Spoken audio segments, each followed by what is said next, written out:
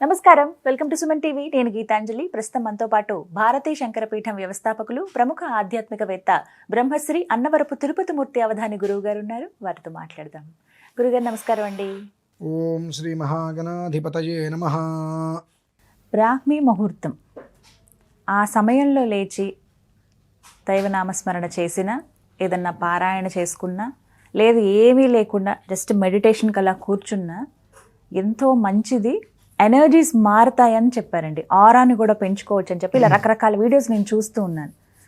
ఆ ముహూర్తం యొక్క శక్తి ఏంటండి, అసలు బలం ఏంటి, అప్పుడు ఎందుకు అలాగా చెయ్యాలంటారు, ఎవరెవరు చేయొచ్చు, ముహూర్తం అంటే అది కరెక్ట్గా ఏ సమయంగా మనం చూడాలి? దీని గురించి మనం నిజం మాట్లాడుకుందామా, లేదంటే మీరు అడిగారు కాబట్టి ఏదో ఒకటి మాట్లాడుకుందామా? ఏదో ఒకటి అస్సలు వద్దు, నిజమే మాట్లాడుకోండి. అంటే నిజాలు నచ్చవండి జనాలకి, అది కాస్త ఇబ్బందికరంగా ఉంటాయి, నచ్చవు. చాలామంది బ్రాహ్మీ ముహూర్తంలో జపం చేస్తే మామూలుగా వచ్చేటువంటి ఫలితం కన్నా విశేషంగా ఫలితం వస్తుంది అని చెప్పి అంటూ ఉంటారు. నేను ఇది విన్నానండి, నిజం కాదు. మీరు ఉదయం 9 గంటలకు ఆఫీస్కి రావాలి, తంబు వేయాలి. 10ంటికి వస్తే దమ్ము పనిచేస్తుందా? 11ంటికి వస్తే లేదు. 9 గంటలకి అంటే తమ్ము పనిచేయడం వేరు, కానీ మనం రావాల్సింది 9ంటికే. అంటే తమ్ము పనిచేస్తుందా అనేటువంటి మీనింగ్ ఏంటంటే, ఓపెన్ చేస్తే వేలు పెడితే లోపలికి వస్తాం, కానీ మన టైం టేబుల్ మాత్రం ఖచ్చితంగా ఏ గంట లేటుగా వచ్చారనేటువంటిది అందులో వచ్చేస్తుంది, పడిపోతుంది. నెలకు వచ్చేటువంటి రిపోర్ట్లో రావాల్సిన టైం కాకుండా ఏదో ఒక టైంలో వచ్చారు అనేటువంటిది అక్కడ పడుతుంది. ఖచ్చితంగా. సో కదా ఎంటర్ అవ్వాల్సిన టైం అయితే ఎంటర్ కాదుగా. అలానే ముఖ్యకాలాతిక్రమణము అంటారండి. అంటే మనం స్వతహాగా చేయవలసిన సమయమే అది. ఆ సమయంలో చేస్తే 200 రెట్లు ఎక్కువ రావడం కాదు, చేయవలసిన సమయం అది. ఎప్పుడండి అది? సూర్యోదయానికి 3 గడియల ముందు 3 గడియల సమయం ఉంటుంది సూర్యోదయానికి. ఇప్పుడు ఈ గడియ అంటే ఎన్ని నిమిషాలు? 27 నిమిషాలు గడియ. కనీసం ఇక తక్కువ సూర్యోదయానికి 4 నుంచి 5 నిమిషాల ముందైనా మెడిటేషన్ చేసుకోగలిగితే ఆ ఒక్క వైబ్రేషన్ ఎక్కడికి పోదమ్మా. మనకేంటంటే 6 గంటలకు 7 గంటలకు 8ంటికో 8:30కో 9 గంటలకు చేయడం అలవాటు. అంటే మనకు తెలిసి సూర్యోదయం తర్వాత మనం చేస్తాము అనేటువంటిది తెలుసు.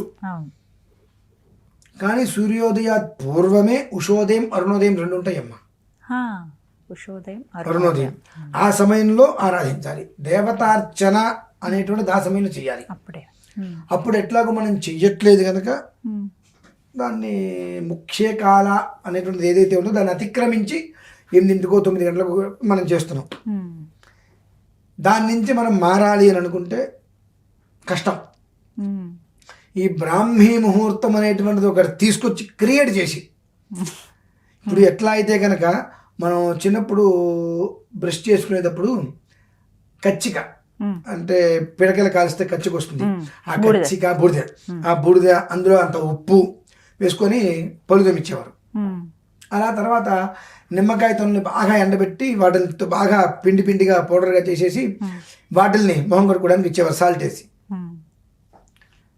ఆ సాల్ట్ని ఆ నిమ్మకాయని అన్నిటిని మన నుంచి దూరం చేసేసారు, బొగ్గుని దూరం చేసి వాళ్ళు మళ్ళీ అదే అమెజాన్ వీళ్ళందరూ కూడా అదే కోల్గేట్ వాళ్ళు మీ దాంట్లో ఉప్పు ఉందా, తోటకూర కట్ట ఉందా తీసుకొస్తున్నారు.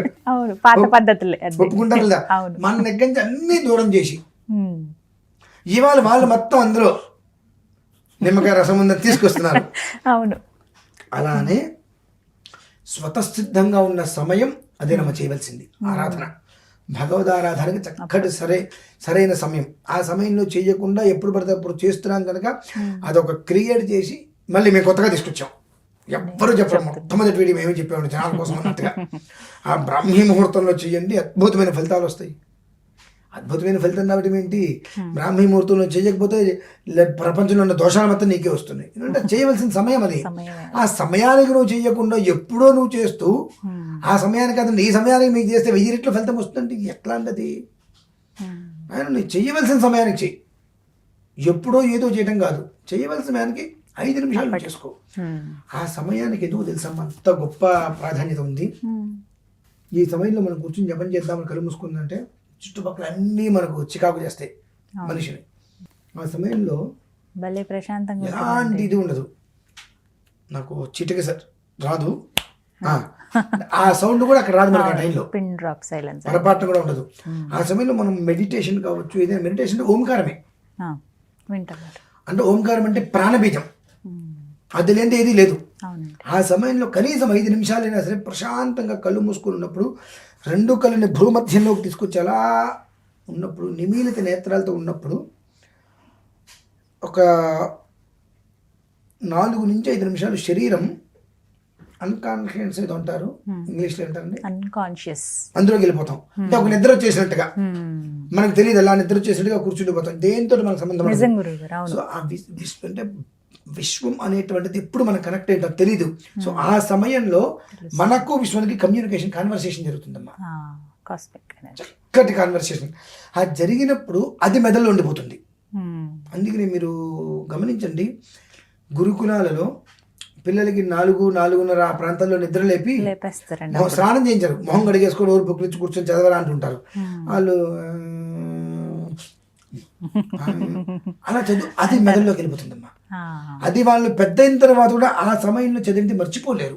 జ్ఞాపక శక్తి ఆ రకంగా వృద్ధి చెందడమే కాకుండా ఈ యొక్క మెమరీలోకి, మేధస్సులోకి ఆ కాన్వర్సేషన్ ఏదైతే ఉంటుందో దీని ప్రభావం ఇలా వెళ్ళిపోయినప్పుడు ఆ మనిషి దానికి సిద్ధపడిపోతాడమ్మా.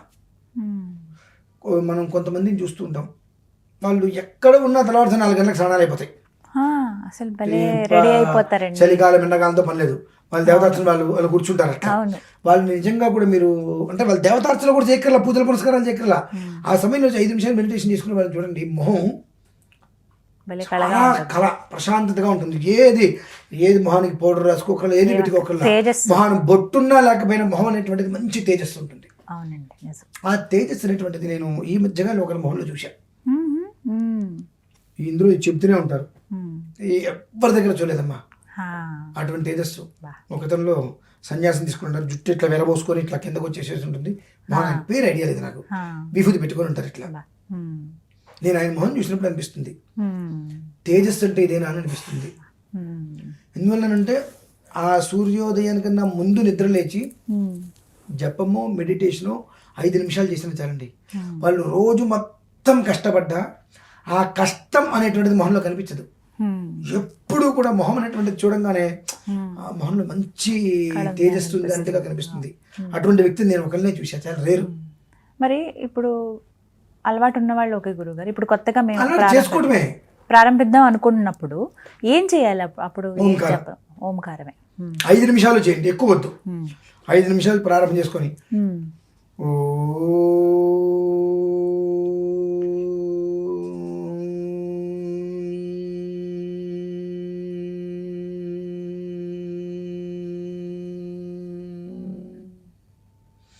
అంటే మనం ఆ శంఖానాదం ఊదినప్పుడు ఏ రకంగా అయితే ఆ శబ్ద తరంగం అనేటువంటిది వెళ్తుందో ఆ రకంగా ఆ ఓంకారం అనేటువంటిది నీకు 15 సెకండ్లు చేయగలవా, 20 సెకండ్లు చేయగలవా, అలా ఒక్క 4 నిమిషాల నుంచి ప్రారంభం చేసుకో. రోజుకు 1 నిమిషం పెంచుకుంటూ వెళ్ళు. ఏదో తపశ్శక్తిని మొత్తం ధారపోసి ఏదో చేయాల్సిన అవసరం లేదు. 4 నిమిషాలతో ప్రారంభం చేయి, 5 నిమిషాలు, రోజుకు 1 నిమిషం పెంచుకుంటూ వెళ్ళు. 10-15 రోజులకి ఎక్కడా లేనటువంటి ప్రశాంతత. ఎలాంటి ప్రశాంతత అంటే ఎర్రటి ఎండ, బండి మీద వస్తున్నాం ఇంటికి, ఆ ఎండ తాడలేకపోతున్నాం. ఇంటికి రాగానే ఒక్కసారి గది తలుపు తీస్తే కానీ ఆ ఏసీ మనకి తగిలితే ఎలా ఉంటుందో అంతకు మించి 1000 రెట్లు ప్రశాంతత. అసలు ఎండలో ఉన్నా మీకు ఆ ప్రశాంతత మిమ్మల్ని వదిలేదండి. మీకు ఎండ అనేటువంటిది వేడి తగలదు, శరీరం అంతా ఎప్పుడంతటి సంతోషకరంగా ఉంటుందమ్మా. దానికి బ్రాహ్మీ ముహూర్తం అనేటువంటిది చేయవలసిన సమయం. ఆ సమయంలో చేస్తే 1000 రెట్లు ఎక్కువ వస్తుందని కాదమ్మా, చేయవలసిన సమయంలో చేయగలిగితే మంచిది. ఆ సమయంలో చేయకుండా నువ్వు ఎప్పుడు చేసినా ఉపయోగం లేదు పెద్దగా. కానీ ఉపయోగం నీకు ఏదైనా కావాలి అనుకుంటే ఆ సమయాన్ని వృధా చేసుకోకుండా 5 నిమిషాలు 4 నిమిషాలు కూర్చొని ఆ ఓంకార శబ్దాన్ని ప్రణవం చేయమని చెప్పి చెప్పడమే. చక్కగా వివరించారు గురుగారు, ధన్యవాదాలండి.